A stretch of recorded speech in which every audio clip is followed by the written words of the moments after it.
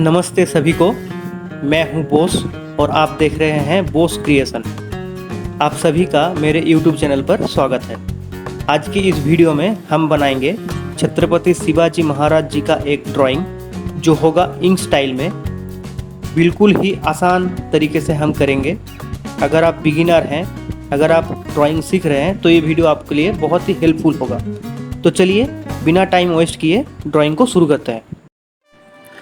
सबसे पहले मैं अपना ड्राइंग बोर्ड यहाँ पे सेट कर लेता हूँ। ये मेरा एक A3 साइज का एग्ज़ाम बोर्ड है जिसे मैंने ब्लैक आर्ट पेपर से चिपका दिया है।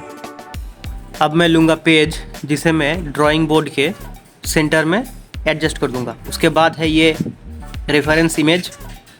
आपको मैं दिखा देता हूँ, एक मिनट, थोड़ा फोकस कर लेते हैं। तो ये है रेफरेंस इमेज। मैं आपको थोड़ा जूम करके भी दिखा देता हूँ शिवाजी महाराज का। एक मिनट, थोड़ा कैमरा को फोकस करके आपको अच्छे से दिखाते हैं। आपको यहाँ पे दिखाई दे रहा होगा ये जो लाइन है इसको ग्रिड लाइन बोलते हैं। ये मैंने पहले ही ग्रिड ऐप का यूज़ करके ये इमेज के ऊपर ग्रिड लाइन मैंने पहले ही बना के इमेज को सेव कर लिया था। अभी हम रेफरेंस फ़ोटो को अच्छे से ऑब्जर्व करेंगे और ड्राइंग में भी वैसे ही लाइन ड्रॉ करेंगे। रेफरेंस फ़ोटो में जैसे लाइन होगा ड्राइंग पेपर में भी हम वैसे ही लाइन ड्रॉ करेंगे। रेफरेंस फ़ोटो में लंबाई की तरफ 9 लाइन है और साइड वाइज 6 लाइन है।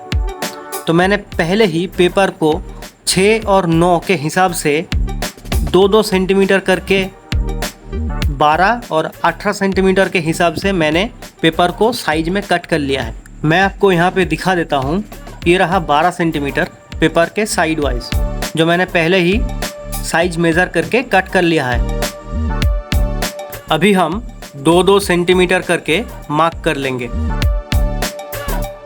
हर एक 2 सेंटीमीटर में मार्क कर लेंगे। अभी वैसे ही हम नीचे की तरफ भी 2 सेंटीमीटर करके मार्क कर लेंगे। पहले 2, फिर 4, फिर अब हम कर रहे हैं 6 पे, फिर 8 पे और फिर 10 सेंटीमीटर पे मार्क कर लेंगे। अभी जो मार्क हमने पेज के ऊपर किया है, ऊपर और नीचे दोनों को जोड़ के स्केल के हेल्प से एक लाइन ड्रॉ कर लेंगे।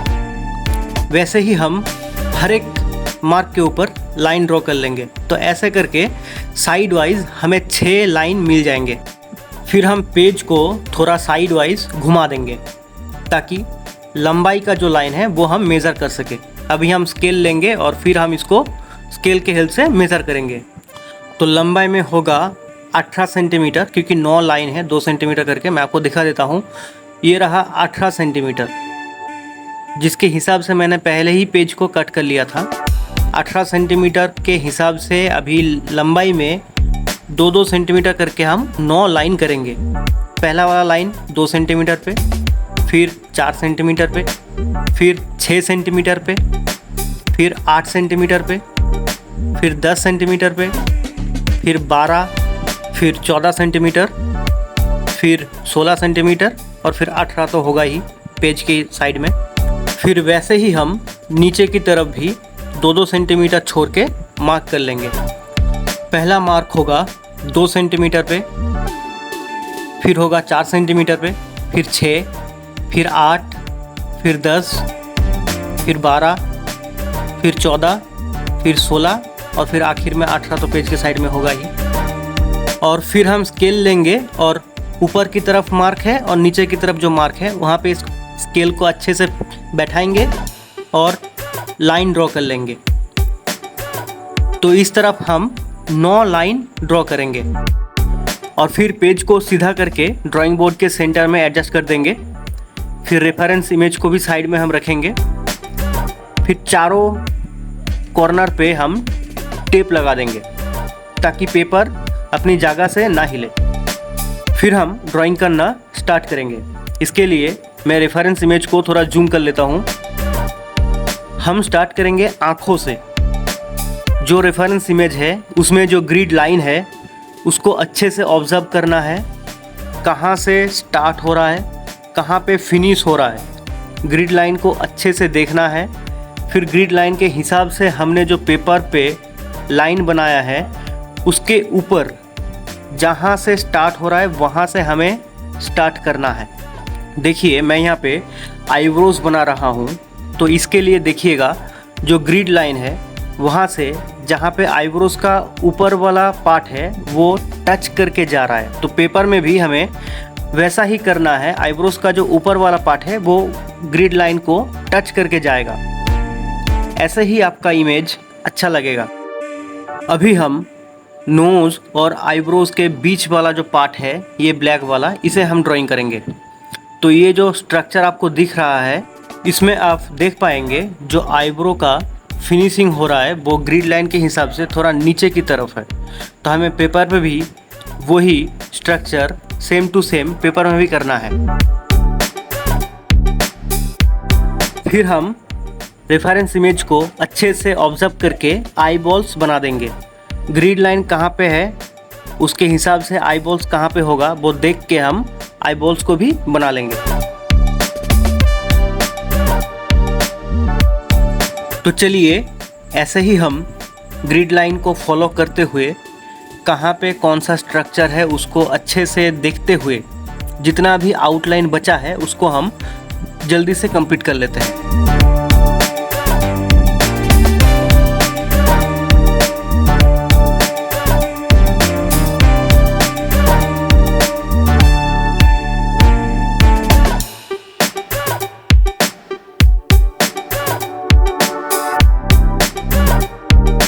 और इसी के साथ हमारा ड्राइंग का आउटलाइन कंप्लीट हो जाता है। मैं आपको थोड़ा क्लोजअप से दिखा देता हूँ। अभी मैं इसके ऊपर कलर करने वाला हूँ, जिसके लिए मैं यूज़ करने वाला हूँ ये ब्लैक जेल पेन का, जो बहुत ही चीप होता है।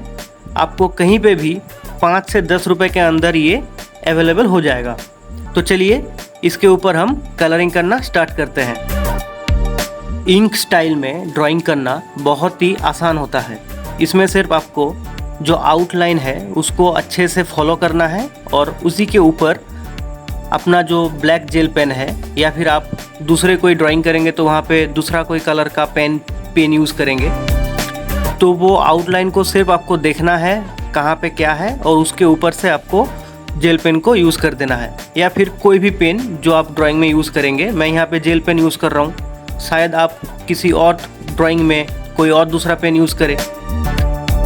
आपको सिर्फ आउटलाइन को देखना है और पेन को उसके ऊपर अप्लाई कर देना है। बहुत ही आसान होता है इंक स्टाइल में ड्राइंग करना।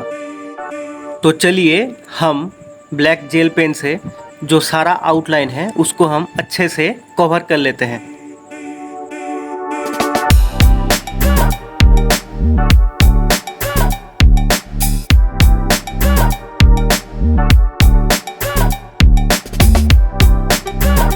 तो देखिए सारा आउटलाइन कंप्लीट होने के बाद ड्राइंग कुछ इस तरीके से दिख रहा है। अभी हम इस ड्राइंग के ऊपर वही ब्लैक जेल पेन से जो आउटलाइन हमने बनाया है उसको देख के रेफरेंस इमेज को अच्छे से फॉलो करके आउटलाइन को अच्छे से डीप कर लेंगे। तो चलिए जल्दी से कलर को फिल कर लेते हैं।